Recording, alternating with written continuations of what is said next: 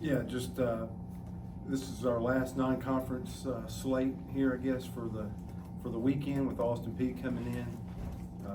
I guess first off, just how much of an honor it was to get to play Air Force yesterday. Those young men, I'm just more and more impressed now a day after competing against them. Coach Kaz, I can't think of a better representative of our military, a guy that went to the academy himself and leading our program. I know it's his 14th year there, but he really excited me as he was going around and talking about each of those young men, that which ones are going to be jumping out of airplanes or already doing that, or going to be flying planes or whatever their hands find to do. How amazing those young men are, and to compete against them, and the oath that they took to absolutely defend our country and really defend us. We did freedom shirts for our players, and it's just a good reminder that those young men are, it's bigger than ball. They're doing things that absolutely committing to things that allow us to do what we do. So that was really neat for us yesterday. And it was a competitive spirit. They're going to compete to the end, which they did. By design, that's why they were on the schedule. Same thing with Austin Peay. You're getting one of the hottest clubs in America coming in from a mid-major standpoint. They already have multiple SEC wins. I think they're 10-2 on the season. They did not have a midweek contest, so they're coming here loaded and at full strength of their pitching staff. They absolutely will create and present some issues.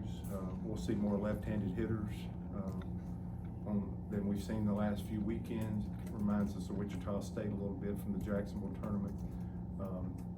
If you overshift, they'll take that acreage. It's kind of an offense that'll slash and take advantage of what you give them, but at the same time, they're north of 20 home runs as well. So they've absolutely banged the baseball. They got some good left-handed hitters. They'll pressure you. They're up to 23 attempted stolen bases. And I think one of their biggest strengths, it's a little different for us, is I don't think their two starters, especially the first two games, they're anything but vanilla. So I think you're going to see size, uniqueness, a left-handed lower slot, arm angle.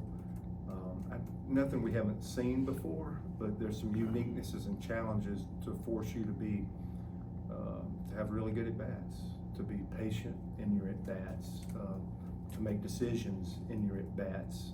So I don't think when really looking and preparing for Austin Peay, there is absolutely, I can see why they've gotten off to a good start. And then they have a flair, which is going to be good. It's going to help us get ready for competing in our league. And I advertise this may be one of our toughest challenges this week. We got past Air Force. I only got to play them one of the two games, and now this Austin Peay team is absolutely, I expect them to do an amazing job of testing us and getting us ready for the next 10 weeks. Yep. Yeah, as you enter this series with SEC play next week, I know you want to try to have pitching as set as possible. Just talk about Joseph. I know you'd said obviously he's going to struggle at times coming back, but how's he responded this week, and just your feelings about him and the rotation as you head into the last non-conference weekend? Yeah, very fair question, and one that we're trying to build Joseph up, and now we think the best way to build him up is for him to miss a start. So we spent a lot of time beginning Sunday with Joseph and put forth a plan, and it was only a 1 week plan. So we'll throw today, hopefully get him some pitches in today and try to get after it. We started him as early as Monday, I think, on force plates and throwing med balls, and his stride's about 6 inches shorter than it was. When his front foot hits the ground, there was a pelvic delay, or the hips rotating, I guess, was in a delay as opposed to on time. So he was all out of sync, and it's one thing for it to take the arm a little time to get back, but the command is not the Joseph that we know. And so we think some of that delay in rotation, some of that shortening of stride is just due to a pitcher trying to come back. And so the force plate stuff, the extra things that we have now is to try to get him back to length and getting that lower half. We're starting from the ground up, and we'll test it today, Thursday, in a bullpen. We will absolutely throw to hitters on Monday. And then I think Monday night, the 1 week plan is to look Monday night and see like where are we at, and were we able to get some gains back to closer to who he is at full speed or not. And so we'll do that Monday night and make that determination what his plan would be for the next week. The box is still positive as we think he's healthy as opposed to not healthy. And in his absence, I guess this weekend, we'll keep Alsop on Friday, and we'll move Myers up to Saturday and go TBA and take a look at this ball club and compete against them a little bit. Herbert Holtz is one of those likely candidates, but and we're expecting great competition. We may need him before we get to Sunday or game 3. So that's how we'll game plan it with Joseph. That's how we'll adjust the rotation for this week. And it's been pretty seamless for us. This is our first kind of a adjustment period. So it'll be interesting to see how we're able to adapt and adjust and execute this weekend with that rotation. Brian? Bill's stole my question, but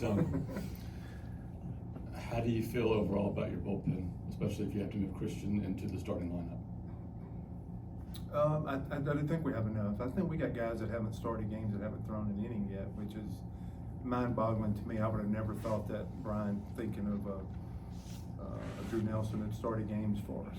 Crotchfeld didn't throw last weekend. He really needs to get back out there. There's a time and day coming where Cannon's going to be throwing more regular, and a Keyshock's another guy. I could just keep saying names of guys I wish could get some innings, but I do think it's coming where we're going to need all hands on deck, and then getting the regularity of where guys can get their stuff sharper.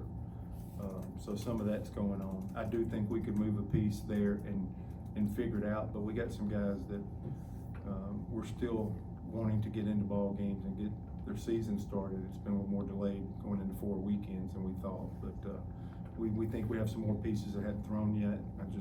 We've been spending a lot of time trying to keep them encouraged and not getting discouraged, and to keep working and to be waiting for their time. But the players make the lineup out, and some of these guys that you are seeing that's throwing a little bit more outpaced them or outperformed them heading in January and into this season. But I know what some guys can do that hadn't even pitched yet for us, that have been out there and got tremendous experience last year. So we still got some guys to go to, and we need to probably get in the games sooner as opposed to later. I know you talked about you wanted to see improvement with the starting pitching, but I just wanted to ask you, with 4 games left heading into SEC play, whether it's, with the pitching staff or the lineup, like what's, I guess, the next step that you want to see this team take? Yeah, and I'm positive on our team. I believe in our team. I like our team. I think more will be required. I think offensively we've had, and I really hate listening to myself. Like if I get home at night and I see an 8-3 ball game and I'm not satisfied with that, I don't want people to take that the wrong way. We could do more in our at-bats. I think there's going to be a time where I stand up and give an account of us not winning a game, but I think we did all we could do. Right now, I think we're fortunate. This is a result-oriented deal, even though your mind is crafted the best way to get the results you want is to not be overly focused on it when you're in competition. But we're leaving a lot of guys with bases loaded, and I want to rely. You're not responsible for the base runners, you're responsible for the at-bat. So we're still waiting on another component of our offense to show up. In my estimation, I believe that in my heart, and I want to keep the rabbit moving, and I want them to continue to chase something, because I still think we're leaving something on the table, and these games are still tight, and somebody's going to walk through that door. Again, pitching-wise, we're close. But yesterday was an example of about 12 sequences with 2 strikes, and we didn't make a pitch. Now, that's a tough one to start barking up that tree, because you're trying to get ahead and stay ahead and use your head. But we had some 0-2 contacts, 1-2 contacts that are too much, and that's just not been able to execute. So they're walking to the right to the fringe of being able to execute good sequences. So the positive side would say you're really, really close. And they're wiggling out of innings. Bauman come in and threw 1 pitch and got us out of a bases loaded jam. We threw Will right back in there because he needs to pitch more. He needs to get a little sharper. He's striking out 2 or 3 in his 1 inning, but there's traffic and innings are being built around that. So I think we can play better. From the first weekend, one thing we have done is we've really shored up our defense. And the wind's been blowing. It's been some tough defense, especially in the outfield and stuff recently. But our defense has continued to get better. And I do believe the offense is going to be able to cash in. I do think you'll have some tough days because this is really baseball, and that happens. And I think our pitchers can take another step. And I think we can throw a few more guys as we get into this thing, which I talked about immediately. So I don't think we've played our best baseball yet. And I think that's okay. And I think I'm positive in the belief on this team. But I think more is going to be required moving forward if we want to be the team we think we can be and want to be and will have to be competitive in this league. I just saw, I think our league went 18-1 in midweek games or something here over the last couple of days. Just, it's another incredible setup for our league. And these are things that hopefully over the course of a season that we'll continue to grow and get better at. Yes, Butch, are you continue to sort of switch things around at second and third until you find somebody to step up and sort of take one of those spots besides Fabian, of course, who's playing well? It's kind of the no excuses mentality. You know, we still, Fabian's in there. Fabian has absolutely taken the reins and done it offensively, done it defensively, excited. So we're going to ride that wave for as long as we can. I just came from sick clinic, but you know, there's no excuses in this thing. Nobody wants to hear that. We had 4 or 5 in there this morning. So Hernandez was out yesterday really because of illness as opposed to what you would be thinking playing time or batting average or whatever. But it gave Gavin Miller an opportunity. He got an RBI there early. I think it was our first RBI. Knocked in Weiss. Had a couple plays at third base and did a nice job.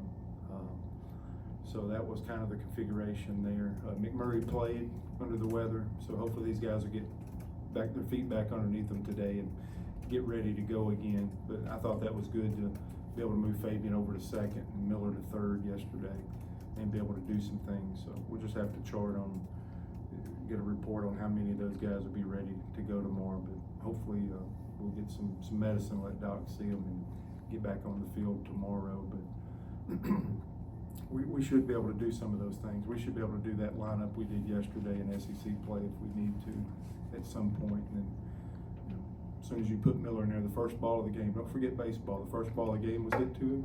And then as soon as we replaced and put Green in there and Fabian over to third, the first ball was hit to Green. So that's my reminder today, how you guys got to be ready at a moment's notice to step in and keep us from not missing a beat. Anybody else?